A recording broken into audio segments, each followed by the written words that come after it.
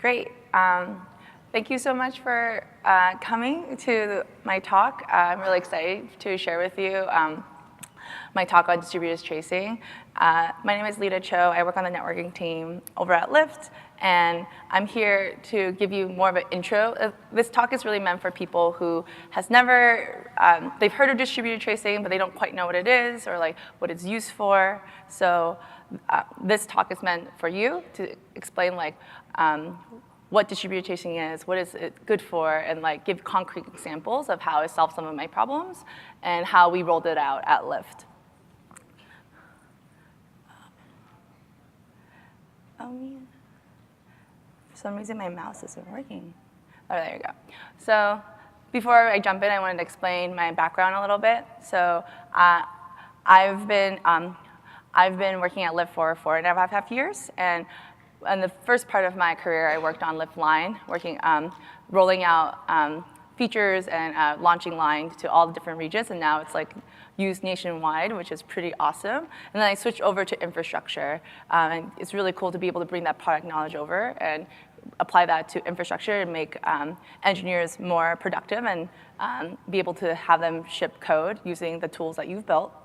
And previous to that, I worked on and during my time in infrastructure, I've also worked on gRPC and standardizing our service-to-service communication with protocol buffers. Then before Lyft, I worked at DreamWorks Animation, making tools for artists and working on rendering algorithms and managing our render farm.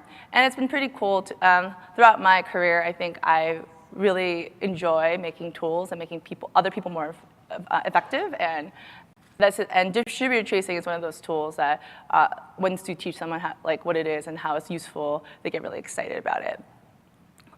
So this is the overall agenda. So I'm going to go over an overview over what distributed tracing is, and I split it up into two parts. So the first is the visualization aspect, like what are you seeing, what kind of data can you see, and like what kind of questions can you answer with distributed tracing. And then I'll go into the implementation portion, like how do I get this into my system, how do I instrument so that like I could get that data to view. And then the second part of the talk is going to go over like how Lyft integrated with it and how we rolled it out to all our microservices. And I'll go over the challenges like integrating and then some learnings so that if you decide to integrate it in your company, like you could take these with you. So before I can jump into what distributed tracing is, I wanted to give context of what the lay of the land out there before we got distributed tracing. So what are the current observability tools that Lyft had? First and foremost is metrics. So everyone, I feel like that's their first way to monitor your system. Like they're very cheap. You fire them within your application, and you measure things like error rates, throughputs, CPU saturation, and memory usage. And at the bottom there, I have a sample. Like most of our services in Lyft is using Python, and I have a sample there of how application engineer could fire off a stat. It's very easy, just one line of code. And what's also cool about this is that as you horizontally scale, your metrics don't get more expensive because it's just a number at the end of the day. So, and they're very easy to reason about. Like it's easy to see the rate of change, and you could also create your alarms based off of these graphs. The second thing is logging. So they're like string-based, generated by an application, and they're used to display like errors and stack traces, and they're meant to use as a debugging tool. So let's say you see a spike in your dashboard or 500s, you can go into your logs and like look at a machine and see what is happening there. So they're not really used for monitoring or like seeing the health of your system, but more for like debugging when you know that your system something's wrong with your system. So metrics and logging are great, and this talk is not about how like distributed tracing is better than any of these or like they're supposed to replace any of these. I think they're all complementary and you need all of them. Metrics and logging tell a story from one perspective, from one application.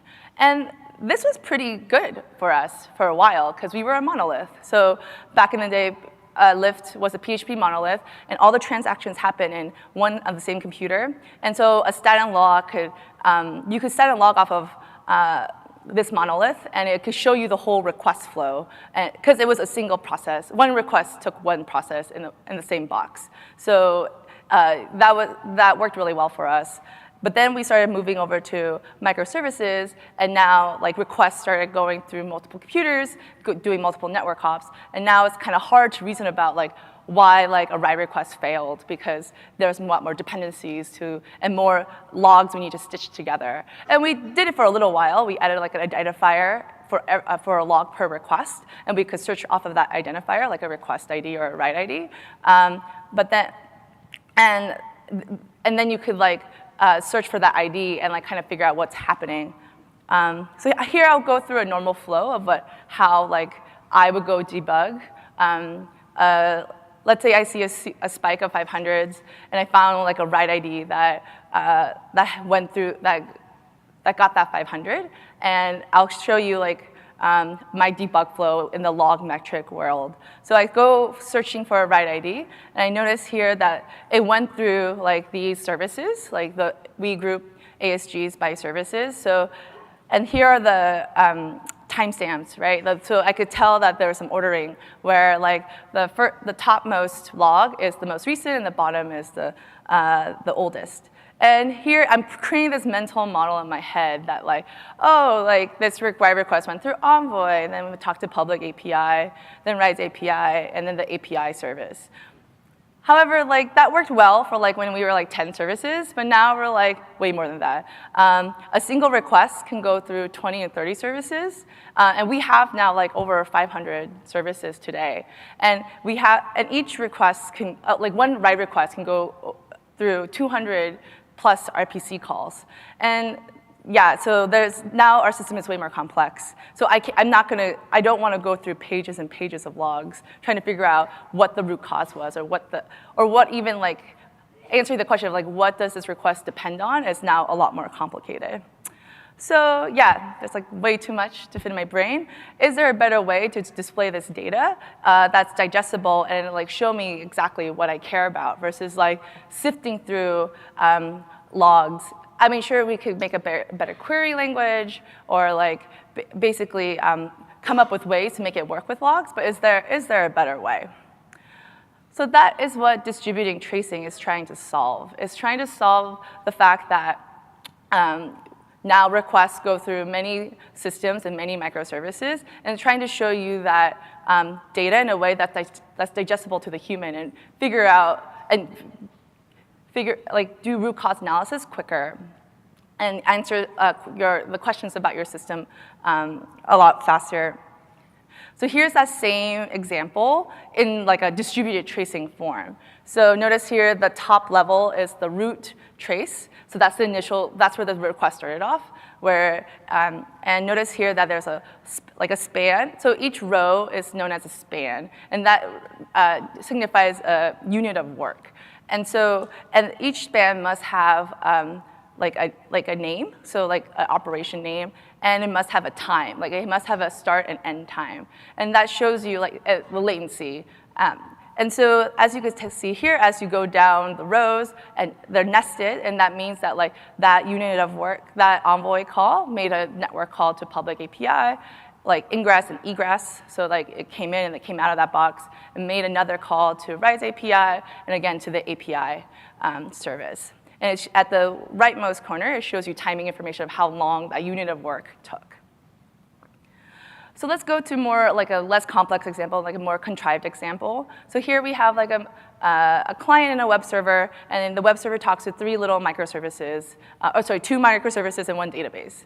So the client initiates the call, and that span signifies how long that request took. And nested in that, it made a call to the web server, and the web server then call the auth service to make sure it authenticated that request, and then concurrently called the billing and verify microservices calls, and then process some data, and then store all the results into a database. So let's say the database is on fire. Like let's say like so usually that gets shown as a dashboard. As a 500. And if you were to sift through logs, it would be it's pretty deep. The error is pretty deep into the request, right? And I would have to sift through many logs before I could find out, oh, the database is not working. But here in the trace, in one page, I could quickly see, like, oh, that's the thing that's causing the error. That's the reason, like, I should investigate that and page the right person. The second most useful thing that I found distributed tracing useful for is performance optimizations. So here, this is a very common thing I've seen at Lyft, but transformed into this example. Basically, let's say we have this, again, client and web server call, and we notice that the billing system is calling the database get user 3 times. It's the same exact data it's getting. And here in this view, it's very clear to see that it's duplicating work and causing unnecessary load to the database. And maybe we could recommend like a caching solution to the payment systems, because like it should not need to get call the database 3 times for the exact same data.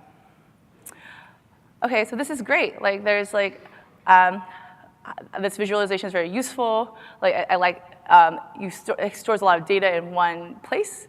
How do I get this get this into my system? Like, it must be very hard. Like, how do I have to get all my product engineers to like add more code? And how do I make sure it's like correct?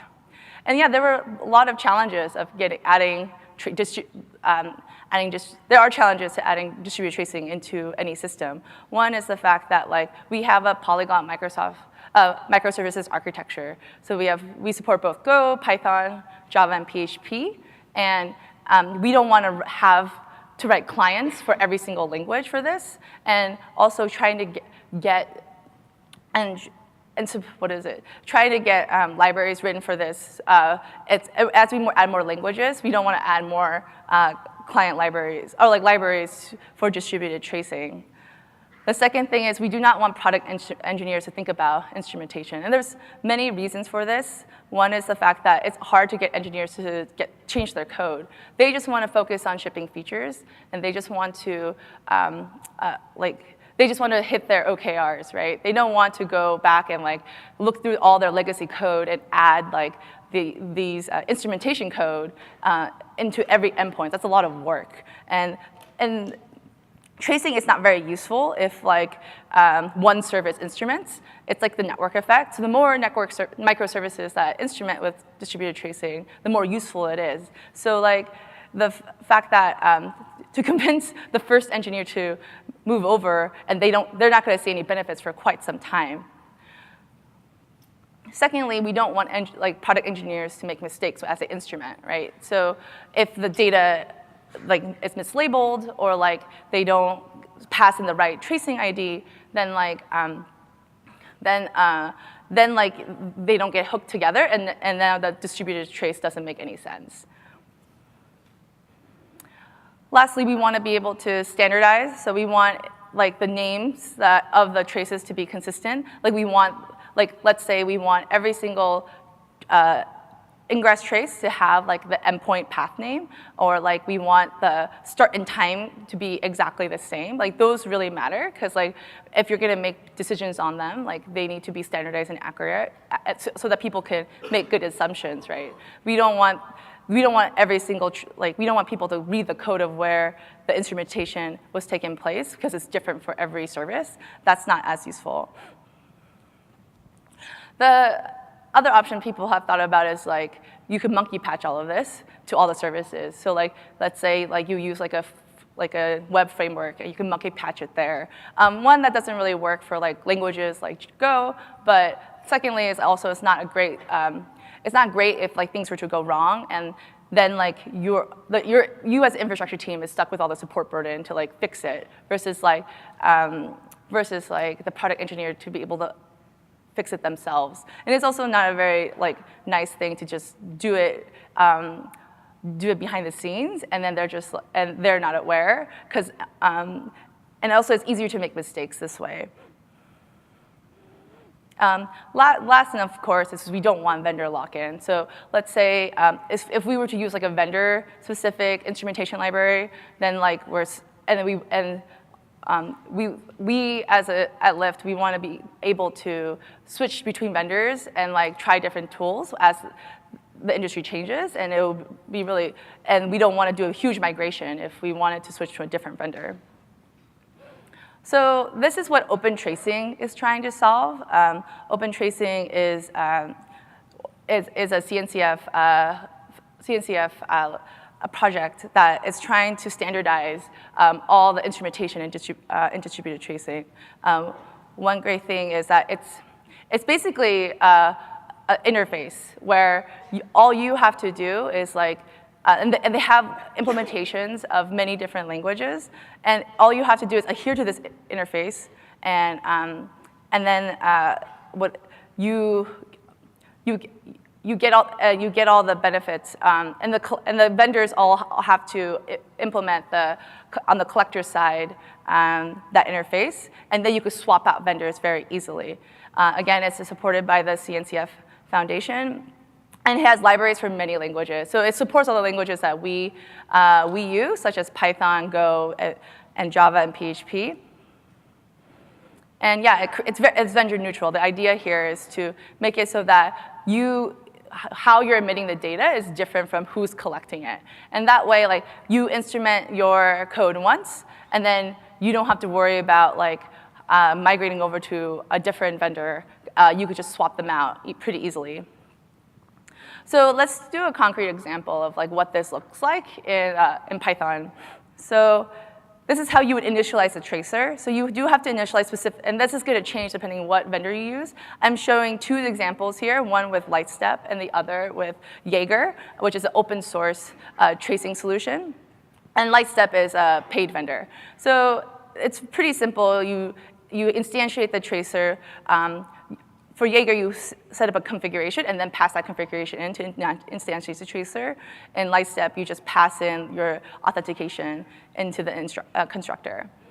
Then this is what the instrumentation piece looks like. We have like an endpoint, and this 3 lines of code is essentially the OpenTracing,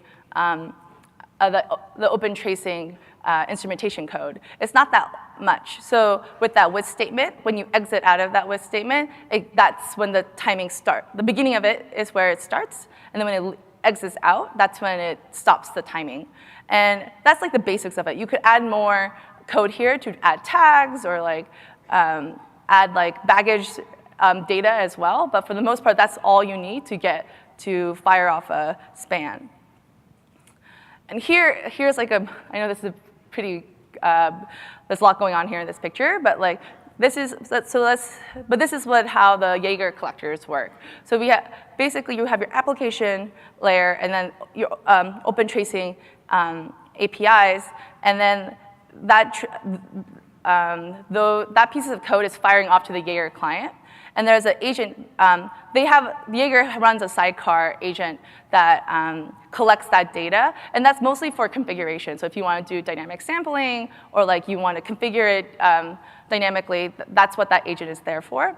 And all that data is getting sent to the collector. And the collector is digesting that data and then saving it to Cassandra, and the UI part, the Jaeger UI, is reading directly from the Cassandra agent. And this is the part I wanted to show, is that the application is not even aware of the Jaeger client. It's not aware, like there is that abstraction due to the OpenTracing API. And so you could swap that blue stuff out for other options as well. So this is great. Like, it's not that much code that your product engineers have to do. And you have to do it once, and you never have to do it again.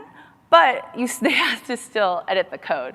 And is there a way that we can do this without having product engineers do anything? Like, is a zero-touch implementation possible? And yes, there is. We did not do this.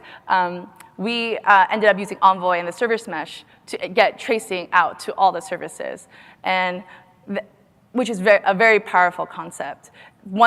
Because all our services run, and for those of you who don't know, Envoy is it's a proxy. It's a sidecar proxy that's run on every single microservice, and all network calls go through Envoy first, then hits your application. And because we already run on a service mesh, we're able to turn on tracing for free for all the services.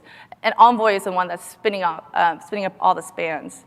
So so at the end of the day, this is how it really works. So we have, let's say we have application, we have a hosted container, and we have an application running in our sidecar running on sidecar Envoy running on a separate process.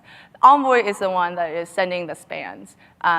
They are the ones that are, and they're all standardized the same way because it's all one unified code base. So they are the ones that send the ingress spans and the egress spans. And they send that directly to the collectors. And the only thing that the application has to do to tie the two spans together is send this header, this OT span context header. And all that is an identifier, the trace ID, to every single hop. And we make sure we do that by implementing that in our Envoy clients. So we do have to, so every single Envoy client we support in various languages, we do have to make sure that the header is set and sent over to every hop, but that's way more easier to maintain than like trying to create, than trying to either monkey patch per service or trying to get every product engineer to instrument their code in the same unified way. So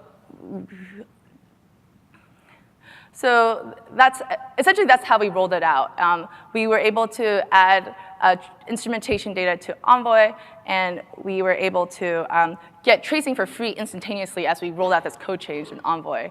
But now that we have this data, now that we have these spans and we have this tool, how do we get people to use it? Because it's a very new tool. Like now, people are used to looking at their dashboards and they're used to looking at logs. But like, how do we get them to use this other thing now? That's like another thing in their belt. Like, how do we show value?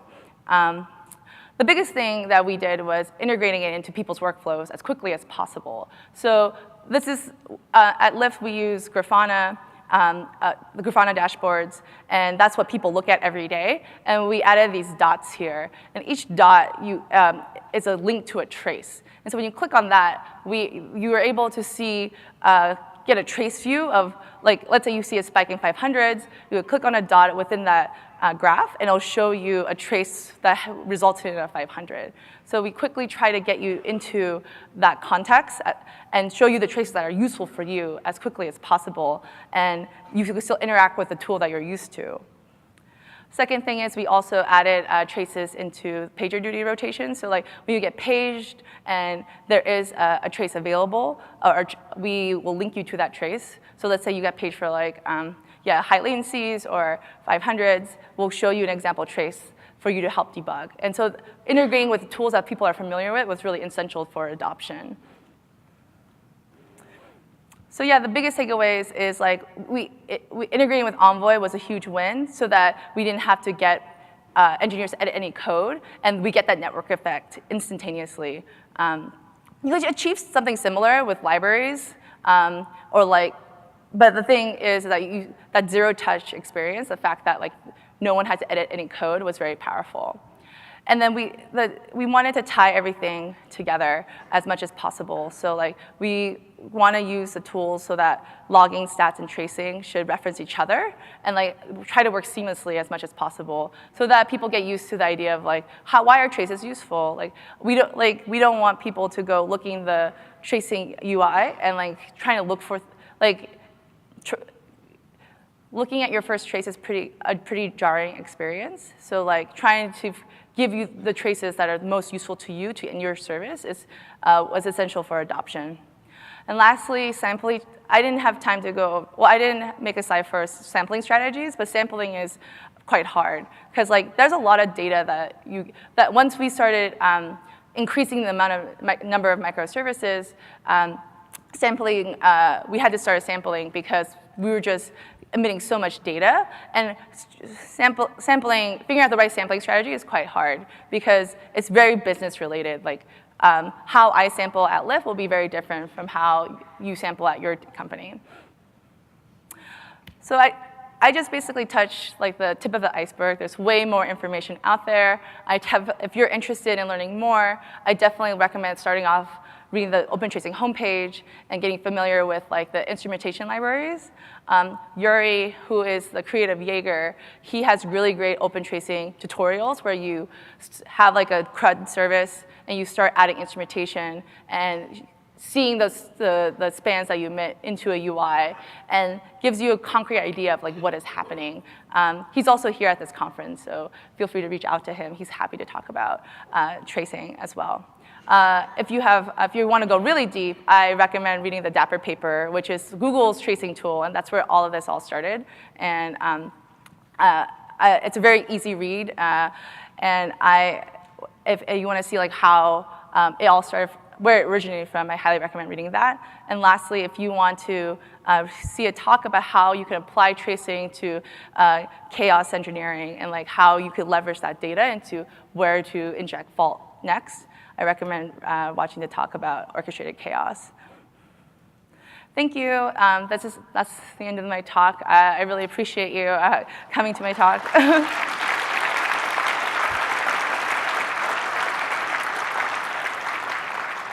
I think we have some time for questions if people are interested.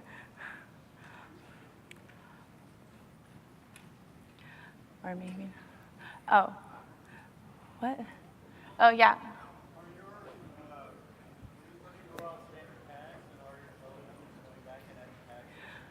Yeah, so the question was like, are we emitting any standard tags? And yes, we are. Envoy does emit a standard set of tags. One is usually with like, and that's also configurable in the Envoy configuration. But the tags we emit are usually the path name and the upstream who called you, like the upstream. The upstream service, and then and then there's other like business-specific tags. And what's really cool is that if you want, so Envoy gives like just the network latency, but like if you want to dig deeper into your application, people could add custom spans as well, and they add custom tags there all the time, specific to their service. Yeah. I couldn't quite hear you. Are you using a service mesh to connect to Envoy? Oh man, you have to come closer. Sorry. This room is too big. Yeah.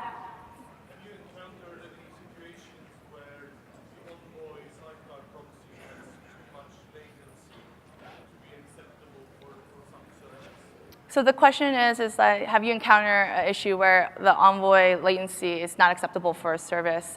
Not at Lyft.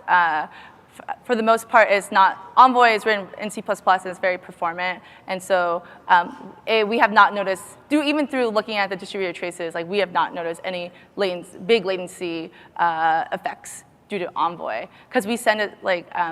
Because Envoy sends us two spans, one span once it gets the request, and the other span of like when it sends it off to the application, and that it's like it's so minimal, like so it's not due to Envoy of the high latency, if there's high latencies.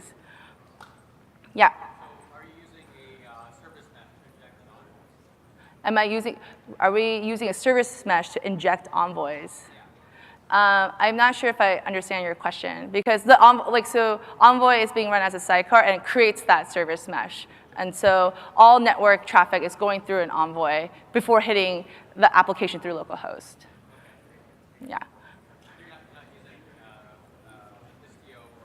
Oh, I see what you're saying. Yeah. So the question is like, are we using Istio as a control plane to configure our envoys? No, we have our own control plane, and that's the most. I could talk to you more about that, or my colleague Jose here could talk to you at length about it. But we basically launched Envoy before Istio was around, so that's the reason why we don't use Istio. Yeah. Yes. Yeah. Yeah, so right now, so the question is like something has to instantiate the trace. Is it Envoy that instantiates the trace? That is correct. So we run Envoy at the front edge proxy as well. So that is the thing that instantiates the trace. We're trying to move that over to client, the mobile apps, but right now we are like, it's the front Envoy proxy that instantiates it. Yeah.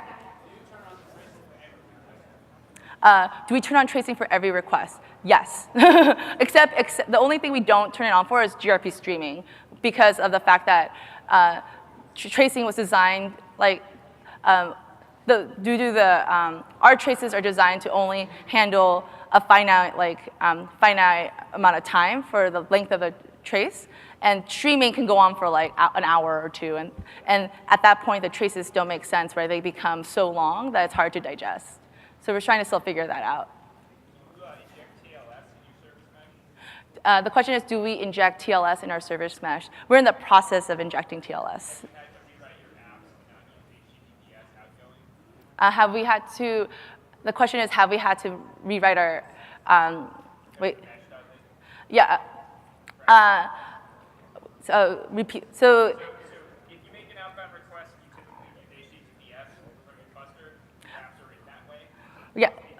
Yes, we use HTTPS going. Go to HTTP, so the service mesh can inject TLS for outgoing requests. I don't know if you've had that as a challenge. Make a lot of No, I don't believe we have to. Yeah, we do not inject, at this moment in time, we don't inject the cert into the outgoing request. So we have not faced that challenge yet. We're in the middle of our migration over, so we probably will face that challenge sooner rather than later. Yeah. What's the memory penalty for running Envoy? The question is, what is the memory footprint for running Envoy? It depends. It depends on like how you configured it and what services it could talk to, but it's very minimal. Distributing tracing wise is very minimal because Envoy sends the spans quickly as it can off to the collectors. So it really, yeah, he wanted more details on the memory usage.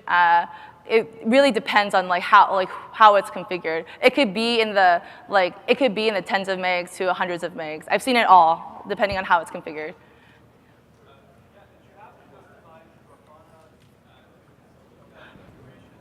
Yeah, the question is like, how did we get the integration done in Grafana? Yeah, so our vendor Lightstep created that integration. So basically, we send the query of like what that graph represents, and then Lightstep has a plugin to like generate those dots. Yeah. Say that. Can you repeat that question?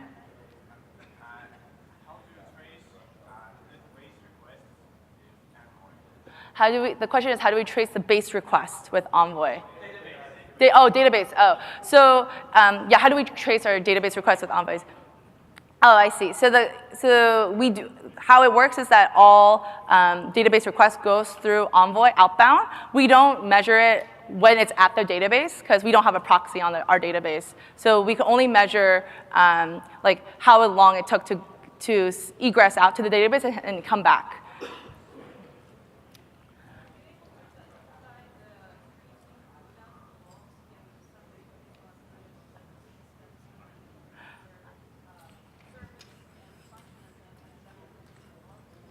Can you come closer? Yeah, I'm so sorry. I can't hear. I apologize. My hearing is very bad. Were you able to tie the traces to logs? Yeah. So the question is, are you able to tie traces to logs? We want to do that. We currently do not do that right now, but there's many ways to do that. So one is like in the log, send the trace ID, or like if there is a span context available, you can add logs to your span. So you can do it both ways. It's up to you. It makes the span more expensive if you send the log with the span. Another thing I've heard people think about is like connecting your Elasticsearch database with your Cassandra tracing data and have the UI merge that together. That would be pretty cool. But no, we don't. The ties together with logs is not really great right now. Oh, yeah, okay. Yeah, I will upload those slides. Yes. So the Envoy is speaking OpenTracing API? Yes, that is correct. Yeah, Envoy is speaking OpenTracing API. What's collect? It depends. The vendor is we have our vendor giving us the collectors, and that's the thing that is collecting all the data. Jaeger or anything? Yeah, so Jaeger. So you could use Jaeger as your collector as well. I think that's it for questions. Thank you so much, everyone.